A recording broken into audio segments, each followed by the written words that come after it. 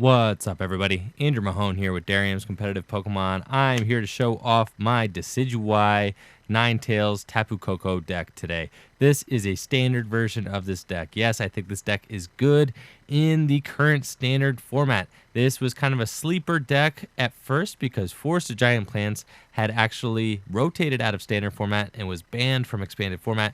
So a lot of people wrote Decidueye off as kind of a dead archetype after that it lost that card. I think that standard format is proving that stage 2 decks can absolutely thrive in this format.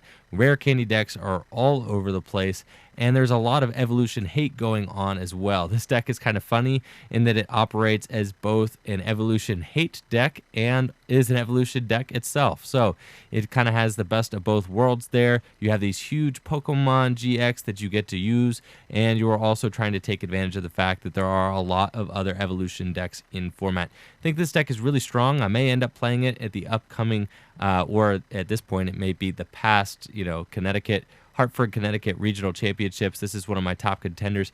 I literally just, whipped up this list this week and have been testing it a lot to see if it can really hang with the other threats in the format, and I think the consensus is that this deck can hang with the other top decks in the format, which makes me really excited. Is another, I think, kind of another sleeper tier 1 deck that just a lot of people aren't really talking about right now. So I'm here to show it off for you guys and show you all my unique Decidueye list. I didn't go off any other list when I was creating this. This is just straight out of my brain. If it's similar to anybody else's, that is just coincidental because this is my original list for Decidueye Tapu Koko Ninetales. To start things off, we have 4 copies of Decidueye GX, 3 copies of Dartrix, and 4 copies of Rowlet. We also play 1 copy of the famed Espeon EX for that miraculous shine attack, 2 Tapu Kokos, 1 copy of Ninetales GX, 1 copy of Alolan Ninetales, and 2 copies of Alolan Vulpix, and we play 3 copies of Tapu Lele GX. So you can notice here, this archetype is very similar to the same version that Igor Costa was able to finish in the top 4 of the North American Intercontinental or International Championships this past season. And, not a whole lot has changed. I mean, except for the Alolan Ninetales, this is brand new. Those decks used to play a 2-1 Ninetales GX line. Now we've got the addition of Alolan Ninetales, which really helps this deck in its fire matchup. Also just helps with some sweet walling capabilities that you have now that you didn't have previously. And the Decidueye GX line has trimmed down a little bit. What used to be nothing but a 4-4-4 line, that's all you used to see. Now we could get away with a 4-3-4 since we are playing 4 copies of Rare Candy. Of course, Decidueye GX is going to be our main support in this deck, as well as one of our main attackers. I mean, we do have a bunch of different attacking options. Going to be talking about those a little bit, but this is our main boy here. This is what makes the whole deck work, is setting up as many Decidueye GX as you can and spamming the field with your Feather Arrow ability. Feather Arrow allows you to, once per turn, before you attack, you can put 2 damage counters on one of your opponent's Pokemon. So, if you have 3 Decidueye GX in play, you are able to place 60 damage on your opponent's side of the field once per turn, which is very strong. This adds up the longer the game lasts, and you'll see that my list is built to make the game last as long as possible, meaning you are going to be able to get the most mileage out of your Feather Arrows. Of course, Decidueye GX also has this Holo Hunt attack, which is going to be used almost every single game. Holo Hunt is absolutely incredible and really makes you able to get the most out of your resources that you play in the deck. Holo Hunt for 1 grass energy reads, put 3 cards from your discard pile into your hand. It's very useful for being able to get things back like Field Blower, Max Potion, Choice Band, Float Stone, Double Colorless Energy, Rainbow Energy, even just something like your Alolan Ninetales. You could get back Alolan Ninetales or a Rescue Stretcher so that you can play more copies of your Pokemon throughout the game too. It's just a very, very useful attack and really allows you to outlast your opponent. If your opponent plays Max Potion, that's okay because you play Max Potion as well. So you can Holo Hunt for your Max Potions back so you just have twice as many Max Potion as your opponent does, meaning that you're always going to win these kind of stalemate Max Potion wars, which tend to last a long time.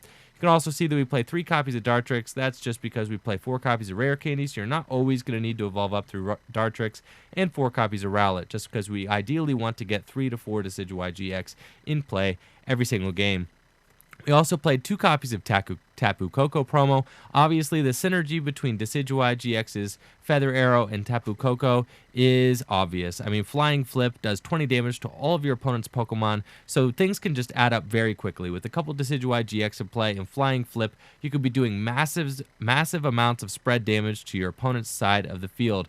Tapu Koko promo also acts as an excellent free retreater for the deck, which is nice when you're trying to do a Guzma play, or just after a Pokemon gets knocked out, you could promote Tapu Koko promo and then decide who you want to switch into after that. So Tapu Koko, excellent starter. It allows you, if you start Tapu Koko promo, you can retreat right into Vulpix, who is an important part of this deck as well. For that Beacon attack, Beacon is a free attack, so it doesn't cost any energy. It allows you to search your deck for up to 2 Pokemon, reveal them, and put them into your hand.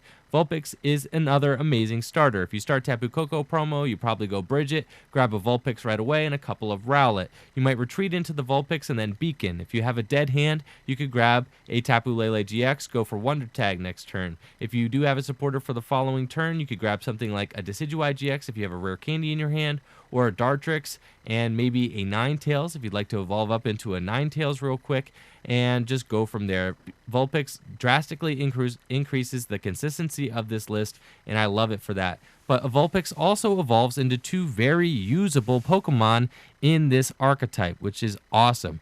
Not only do we get Alolan Ninetales GX, who we could use for this Ice Blade attack, which does 50 damage to anywhere on your opponent's side of the field, we also get Ice Path GX, which can remove all of the damage counters from Ninetales GX and place them on your opponent's Pokemon.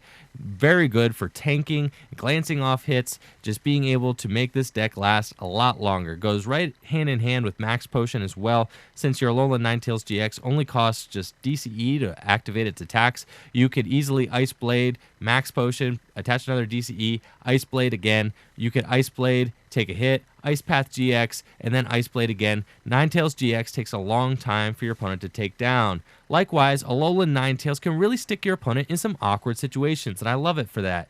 This card is just so good. I mean, this is kind of what sets this deck apart and makes it way better than it used to be. The thing that Alolan Ninetales offers this deck is just a unique win condition. If your opponent is, say, playing Metagross, right, and you have run them out of Metangs just by sniping them with Decidueye GX, and Tapu Koko, and they don't have a Metang in play. Maybe they just have a couple of Metagross. You could throw your Alolan Ninetales into the active position, and if you have 3 Decidueye GX on your bench, if your opponent tries to bench a Beldum with only 60 hit points, then it'll immediately get knocked out by Decidueye. So that is just very strong. It's very easy to obtain certain win conditions with this Alolan Ninetales, just being able to use that Luminous Barrier, not taking any damage from Pokemon EX and Pokemon GX.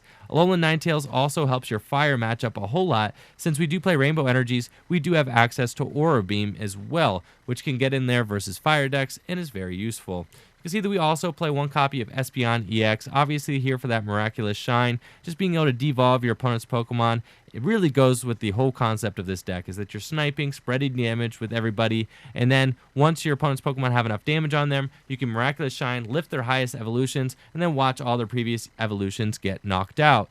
Interesting enough, we do also have access to Psyshock because we do play Rainbow Energies.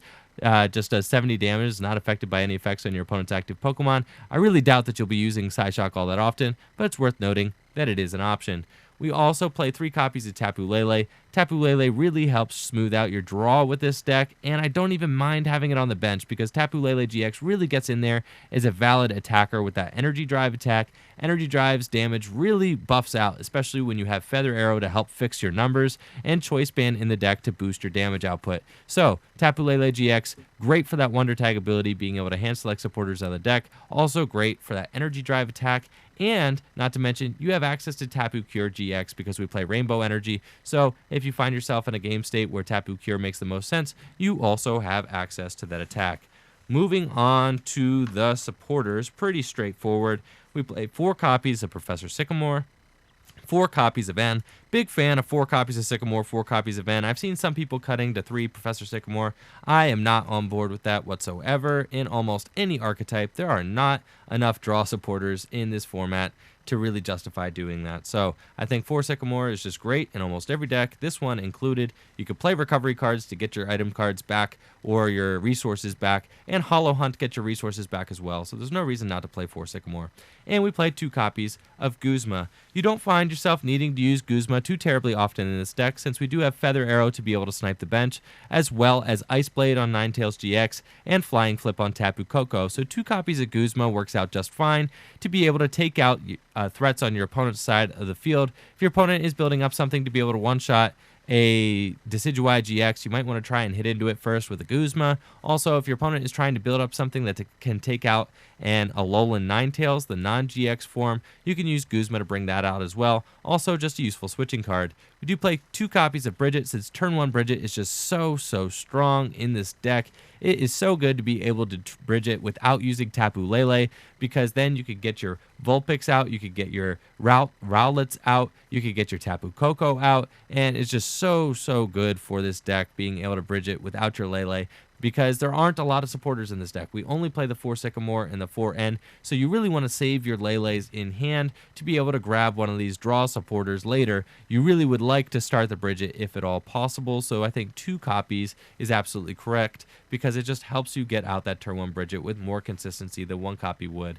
Moving on to the items, I think the items in this deck are very essential just to the way that this whole deck works, and I've picked them out. You can see they'll be a little unique, I think, than most lists that you might have seen so far. We are playing 4 copies of Rare Candy, 4 copies of Ultra Ball, and this is where my list will differentiate from most. I'm playing 3 copies of Max Potion. I was playing 4 copies at first, but I think 3 works out just fine.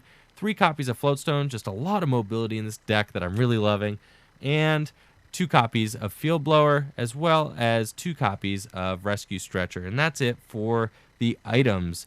We are playing 3 copies of Max Potion, like I said, just to be able to glance off hits on your Decidueye GX. I was playing 4 copies of Max Potion, but found I was drawing them earlier than I really needed them, and with Holo Hunt, 3 really gets the job done just fine. What Max Potion allows you to do, it allows you to tough out versus decks that play Koko promo with the Flying Flip ability, allows you to tough it out versus other Espeon EX decks that are using Po-Town and things like that to try and put damage on your Decidueye GXs. Max Potion can allow you to just heal that damage off, so you don't have to worry about getting devolved yourself and losing prizes that way. You can also tank hits from decks like Metagross. Metagross plays its own Max Potion, so in order to trade efficiently with Metagross, you need to play your own Max Potion so that they can do things like hit into Decidueye, you can Max Potion, Rainbow Energy, Holo Hunt the Max Potion back, and you're just going to outlast your opponent, because with Holo Hunt, you could just play way more Max Potions than your opponent can. You can also soak hits from decks like Golisopod, and you could, do things like take a hit from Golisopod, Max Potion, Holo Hunt for a Field Blower and a Max Potion, and just continue to grind through matchups that way. Max Potion just makes you a much more tankier deck. There's not a lot of things in the format that easily knock out a Decidueye GX. You'll find that Decidueye GX just works as an awesome tank, just being able to promote it, take a hit, use Floatstone, retreat to another one, take a hit, Max Potion them both. The longer you make the game take with this deck, the more opportunities you have to Feather Arrow, and the more opportunities you have to overwhelm your opponent. We're also playing 4 copies of Rare Candy. This is great just for being able to get out that Decidueye GX as quickly as possible. You really want to try and get 3 Decidueye GX as fast as you can, and 4 copies of Rare Candy helps you do that. As does 4 copies of Ultra Ball, just consistency cards here. Love them. There's really no substitute for 4 copies of Ultra Ball in an evolution deck. That's a must-have. We also played 2 copies of Choice Band. Just being able to hit the right numbers is so important, and Choice Band helps you out with a lot of different things. Not only does Choice Band increase your Ninetales' damage output versus fire decks, I mean, that is essential. Being able to hit 160 damage with Ninetales GX, and what is it? We got 220 damage when you're hitting for weakness with Alolan Ninetales, the little version.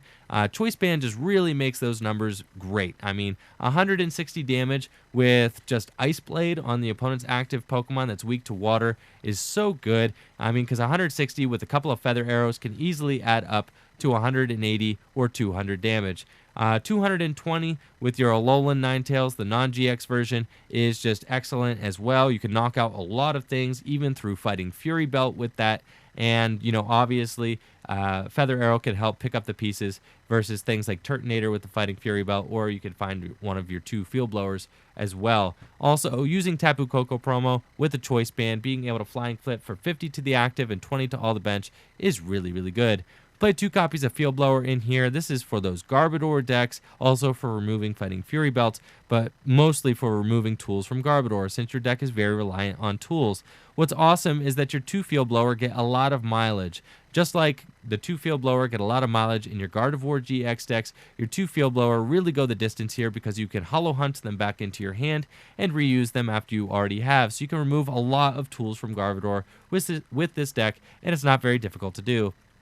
We also played 2 copies of Rescue Stretcher just to be able to get your Decidueye line back should you happen to have to discard them with Professor Sycamore, but also great for getting your 1-ofs back, getting your Espeon EX back if you have to discard that, for getting your Alolan Ninetales, maybe the non-GX one, if you're playing against a matchup where that card's really effective. Also great for getting your Alolan Ninetales GX back if you're playing in a matchup where that might happen to be effective. It's also just great for getting back Tapu Kokos, getting back Tapu Leles. Love Rescue Stretcher in this list. I think 2 copies is just perfect.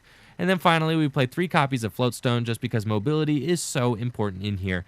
Decidueye GX loves to tank. It loves to go into the active position, take a hit, and then retreat to the bench and go into some other attacker. So Floatstone is essential just for being able to get that Pokemon in the active, retreat for free, and you don't have to waste your energy to retreat. Energy is a precious, precious commodity in this deck.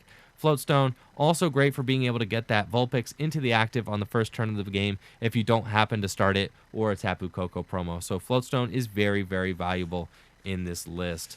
Moving on to the energy, we play 3 copies of Rainbow Energy and 4 copies of DCE, and that is it. Now, this is very reminiscent of the old Decidueye decks that used to just play 3 grass and 4 DCE. I was always a fan of just 3 grass and 4 DCE. Some lists, like John Kettler's, had jumped up to 4 copies there at the end of the format. You could play a 4th Rainbow Energy or just a regular grass. Who would do that? That would be, Kevin, somebody who wanted to be more conservative with their play. But if you are careful and you Holo Hunt appropriately, then you could get away with 3 copies of Rainbow just fine. I have certainly been doing it in my testing, and it works out well. Rainbow Energy, as I mentioned previously, great for attacking with the Alolan Ninetales, the little version, the non-GX version. Also great for Tapu Cure. You can attach it onto a Decidueye and use your Razor Leaf attack. Rainbow Energy really is here for activating that Alolan Ninetales' attack, though, and being able to attack with that.